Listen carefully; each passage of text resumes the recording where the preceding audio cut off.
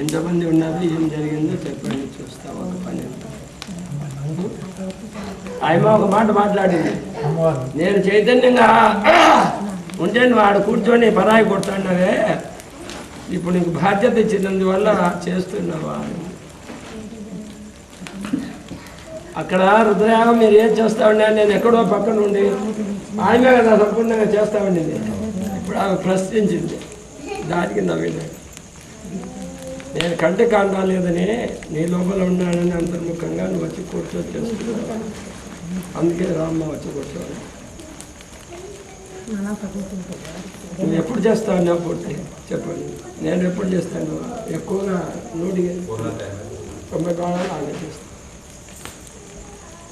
నేను కంటికి రాలేదని అక్కడి నుంచి వచ్చి ఇక్కడ కొంచెం చేశాను. అక్కడ కూడా ఎప్పుడో నేను ఫైనల్ లాస్ట్ ఆ ప్రశ్న వేసింది ఆ మాట, దానికి నవ్వినాడు. అంటే చూసేవాళ్ళకు నేను కాండాలేదన్నారు, అందువల్ల నువ్వు వచ్చావు కదా, నీ లోపల నేను ఉన్నాను కదా, వాళ్ళకేం తెలుస్తుంది. ఎట్లా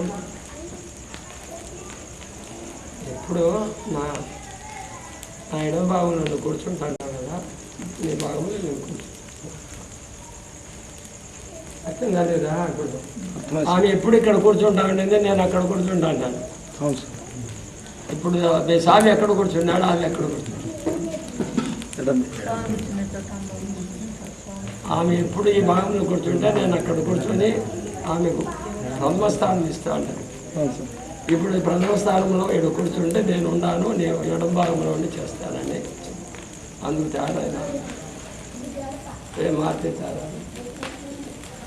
మారితే ఆమె సేవ చేసింది తల్లి.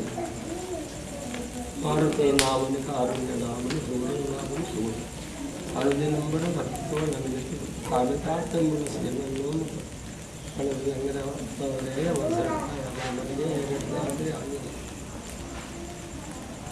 నాకు పిచ్చి పట్టింది. 50 కూడా తీసుకున్నాను. 56లో చెప్పకుండా 57 గురువు అయితే ఇద్దరు పేరు తెలిసి గురువు చేసాము. ఆస్తులు పోయొచ్చింది, సోని గారు అన్నీ చేసి మా తల్లికి నచ్చిపోయాలని చేసి ఇంకేం కాదు చెప్పండి. అందులో అందరికి పెట్టి దాన్ని పెట్టాను. నేను ఇంకో మాట అలా కట్టింది, గుప్తశేషం కావాలని తీసుకుంటే పొద్దున పోతుంది కదా, అభిలాష పోలేదు కదా. ఇప్పుడు సాయిబాబా దగ్గర ప్రసాదం పెడతాం కదా, రాత్రులు నేను తిన్ను కదా, ఆయమ్మ అంత గిన్నెలో కడగా తీసి పెట్టి తెల్లవారి ఇస్తుంది. ఇంకా మమత పోలేదు. ఇది గుప్తశేషం తీసుకుని తినాలి కదా, హోమాన్ని ఇది ఖచ్చితంగా తినాలి కదా, నీవు తీసుకోగలదా. ఇప్పుడు కంచు తీసి పెట్టి తెల్లవారు తినాలి. ఇంకా ఈ మమత పోలేదా.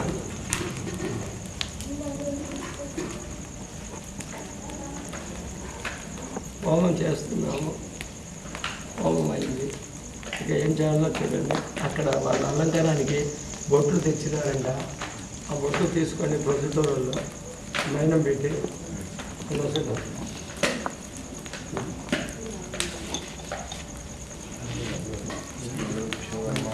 హరి ఓం ఇదం విక్రమే త్రేధానుదే పదం మోడమస్య భాగం సురే మహావిష్ణవే నమః.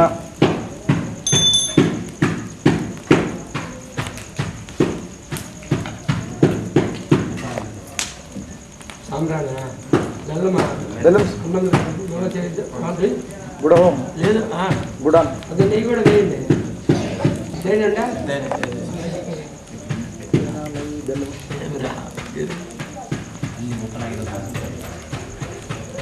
ఆమె కుడిభాగం అంటే నేను ఎడుముతుంది కూర్చుంటాను.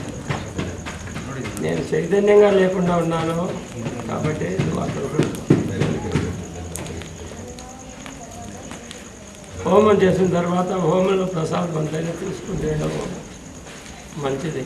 అది గుణము తేజస్సు కాంతిని ఇస్తుంది, నిగ్రహశక్తిని ఇస్తుంది, ఏకాగ్రతను తెస్తుంది, భక్తి ప్రపత్తులు మనల్ని చెల్లగట్టు చూస్తుంది ఆ ప్రసాదం.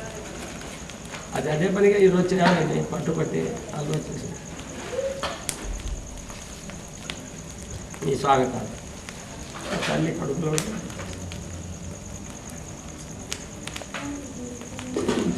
చేయించింది. ఇదే అవినాభావ సంబంధం ఆయన. శరీరరీత్యా కాదు. శరీరం ఉంటుంది పోతుంది. ఎన్నడూ మన గృహిణి అంటారు, ఇల్లాలు అంటారు. ఇంటికి నడిపే తల్లి ఇల్లాలు. ప్రతి ఒక్కరికి ఉంది, ప్రతి ఒక్కరం చేస్తున్నాం. ఇల్లాలంటే ఇంటి చక్కమని పెట్టినట్లే ఈ శరీరానికి కూడా ఉన్న అవయవాలన్నింటినీ చక్క చేసి సరైన పద్ధతిలో నడిపేదానికి వచ్చే ముక్తి కాదు లాంటిది. చాకిరి మనిషి కాదు. ఏ స్త్రీ కూడా చాకిరి మనిషి. ఖాళీ బిడ్డలు కనడము, పోషణ చేయడము, అందుకే పురుషునికి మార్గదర్శకుడు రాగం, జ్ఞానాన్ని ప్రసాదిస్తుంది. సర్వశక్తి స్వరూపిణైన చెప్పండి ఒక స్త్రీ రూపంగా వచ్చి సహకరించి తోడు నీడగా ఉంటుంది, నడిపిస్తుంది. కానీ ఈ మూర్ఖులు చాలా వరకు అవహేళనగా స్త్రీ అబలని, ఎందుకు పనికిరానిది, ఏదో వాళ్ళతో ఏదో పొరకట్టతో సమానంగా ఊపిరిగత్తగా అనుకుంటున్నారు. భువిన్ బిడ్డపై తండ్రి గంటని గడుని కొడుకుని చెప్పడం తల్లి ఉన్నట్టు పొద్దున్నే తెల్లవారితే జోడుని ఆకరచని దేవిలా మాట్లాడు నేను తల్లిగా భావిస్తానంటాడు. ఆ పరబ్రహ్మ ఆ మహాదేవుడు, ఆ మహావిష్ణు, ఆ సాయినాథ్. ఏమిటయ్యా తల్లికి తండ్రికి భేదం ఉంటే అమ్మ అనే రెండు పదాలను లోపల అనుకుంటుంది, రెండు పదాలు తగులుకుంటుంది, లోపల పలుకు చేస్తుంది. నాన్న అనుగ్రహించింది.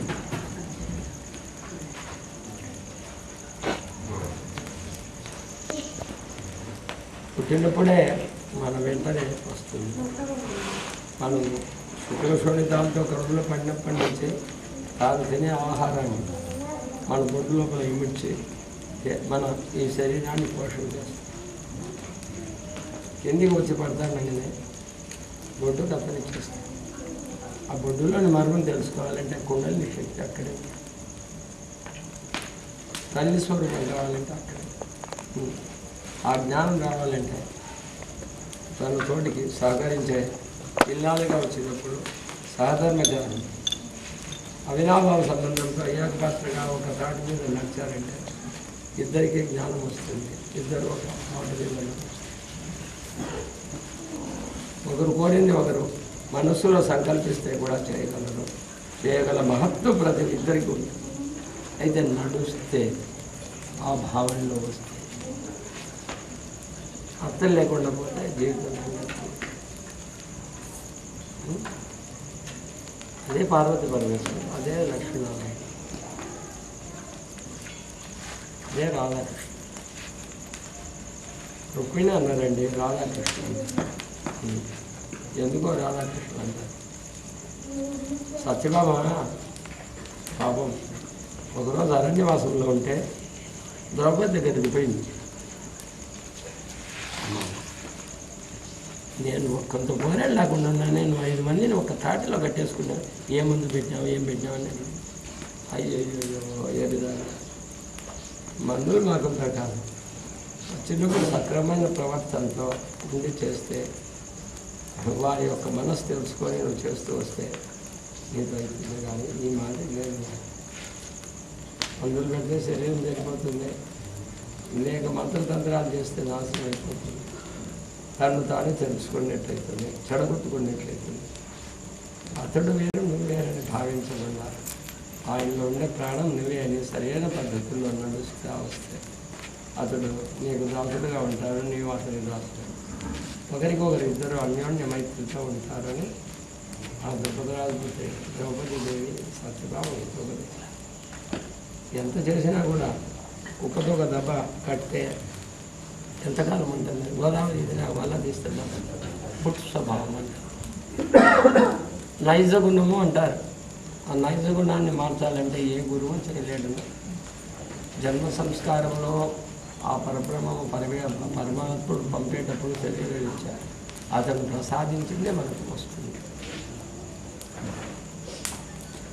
ఆయమ్మ అడిగింది, ఆ రోజు అక్కడికి వెళ్ళిపోయి అది కట్టింతో ఇట్లా వేయించి స్వామి కోతులు పోతాయి. ఈమె మరిది చిన్నోడిని సాకింది, వాడు చెప్పింది అక్కడంతా పడి మర్చిపోతావు. ఈ రూములంతా చక్కగా చేసి అందరికి పెట్టి చక్కగా చేయవలసిన ధర్మకుండా నువ్వు మర్చిపోకుండా చేయాలని అట్లా వాని మాటలు ఆమోదించాను. ఆయన ఎందుకు వాడు ఒక బిడ్డగా వాడిని సాకింది, వానికి విద్యాబుద్ధి వివాహం చేసి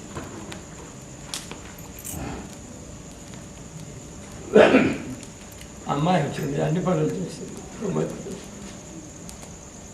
అమ్మ నేను రూమ్లోకి పోయింది అంతే.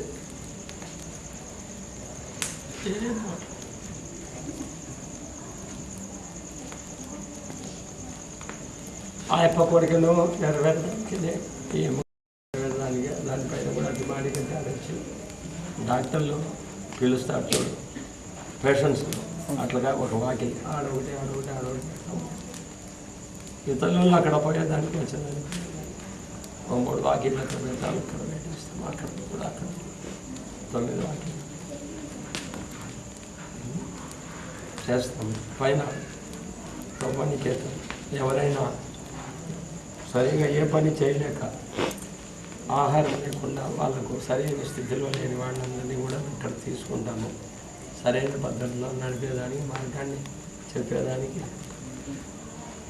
ఎవరో ఒక మహనీయులు వస్తారు. భగవద్గీతే కాదు, వేదాంత సారము, వేదం ఎక్కడ పుట్టింది, దాని యొక్క లక్ష్యం ఏంటి, ద్వారక ఎక్కడుంది, ద్వారక యొక్క స్వరూపం పుస్తకరీత్యా చదువున్నాయి కాకుండా మన లోపల ఎక్కడెక్కడ ఉండి ఈ అభయాలను నడుస్తుంది క్రియాస్వరూపంగా మనం తెలుసుకొని చేయాలని ఇది ఇప్పుడు కట్టడానికి కారణం. ఆ ఉత్తర్వు ప్రకారం భిక్షాటన ఉంటుంది. ఇప్పుడు భిక్షానికి చేయాలి.